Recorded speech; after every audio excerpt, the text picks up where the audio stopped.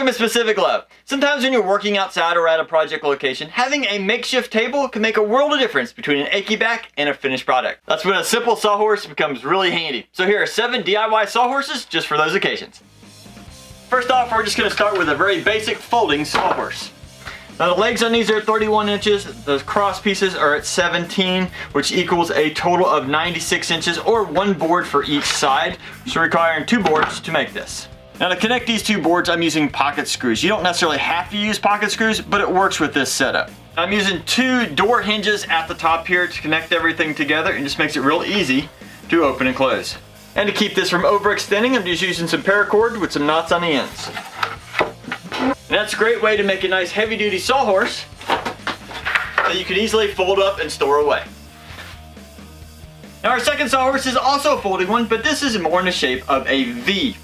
Now for the cross beams here, these are all cut at 24 inches, and the legs, 3 of them we have here, all cut at 30 inches. Therefore, you can again build this whole setup with 2 2x4s. And all of the joints, we're just using some 2.5-inch screws to keep this really simple. Now this side has 4 pieces to frame it out, but this side only needs 3. The reason why was we're connecting it at the top and at the bottom using these hinges, and that makes it nice and secure in itself. Plus we're using less wood, and it makes it lighter whenever you need to pick it up and move it.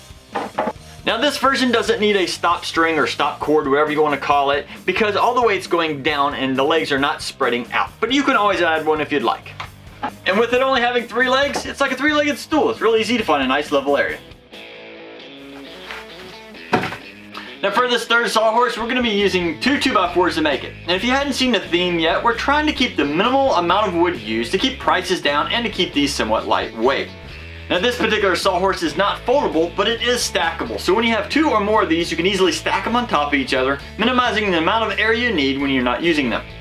Now the top board here, I have ripped down on the table saw at a 17-degree angle on each side. That allows these legs to flare out just enough, so when you have a second one sitting on top of it, the width of the top is almost the exact width of the legs right in this area. That allows it to be nice and stable.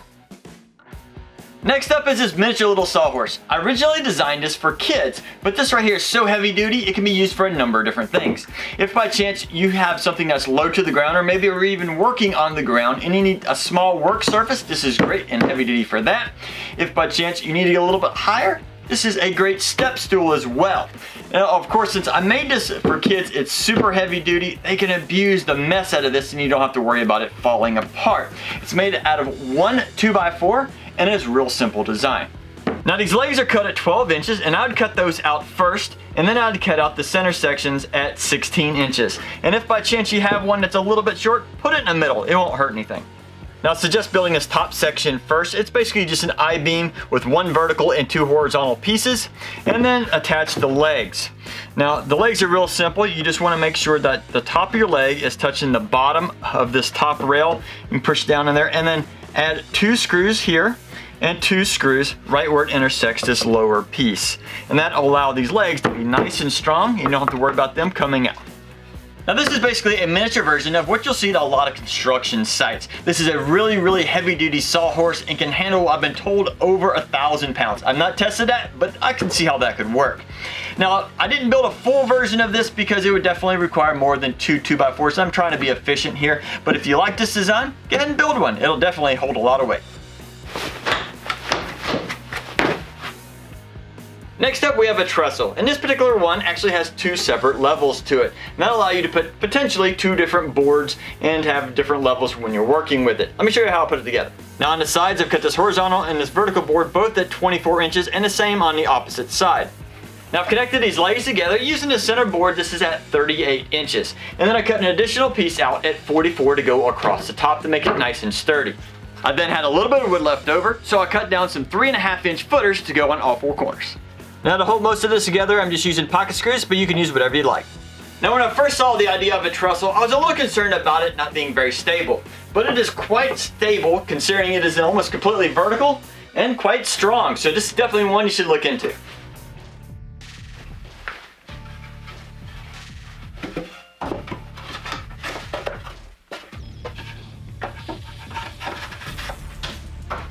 Next up is this 3-legged knockdown sawhorse. Real simple design, and it's again made out of 2 2x4s. Let me show you how I did it. Now we're first going to talk about this side. I have two legs cut down at 31 inches. I have a lower support here that is about 18 and an upper one that's about 7.5. The top and the bottom supports here are cut at about 15 degrees on the sides, and that's about a good angle for this setup. Now on the opposite side, this leg is actually only cut at 30 inches. And the reason why is when these are at that 15 degrees, it works out to being almost perfectly level across. Now to hold everything together, I actually have dados cut in these supports. This support here, it goes roughly halfway across and about halfway through the main beam on the top, and that allows everything to fit and match together and stay nice and strong. Now once it's fully assembled, it does have a little bit of wobble in it, but it's still pretty strong. I can add my weight to it and it holds me just fine. If you do want to secure this up a little bit, you could always put some additional screws in it, but then you won't be able to take it apart and put it together. Another idea is if you were to make another pair of these legs, you could put it on each end, and that should give it a lot more, well, stability. Now, that will, though, cost you more wood and more money, and I'm trying to keep this at only 2 2x4s, and that is what this is. Now, most of the wood you find in a pallet are about 4 foot long, which works great for this setup. Now, for the top here, I'm actually using 2 boards that I have glued and screwed together. You don't have to glue it together, but I did it to make sure it was nice and secure. That allows you to have a decently thick surface so that you can screw the legs into. Now for the legs, I have cut these down to 31 inches, which works great once everything is assembled. That also allows you to have some additional piece that you can screw into the side. I'll talk about that in a moment. Now I have the legs here. I have screwed these at roughly a 15 to 20 degree angle. You can play with that. I put 2 screws and the top on each side. Now there's additional pieces that I cut off earlier. Work great for side supports of the legs. This keeps the legs from trying to slide out from just too much weight. Put a couple of screws in here, and that should allow you to have a nice strong sawhorse with a minimal amount of wood, and it's light duty. Great thing about this, it can still hold a lot of weight, right? And it is nice and sturdy. Now remember, sawhorses are meant to be used and abused. But my question now is, which one of these do you like best? List those in the comments below, I'd really like to know. Now, I hope you get a chance to get out in your shop and have fun building. Soy. And now, let me just stop. No. Each for the use exactly. Knockdownable. Is that even a word? No. You can make them. Sawhorses. Why can I say sawhorses? Sawhorses.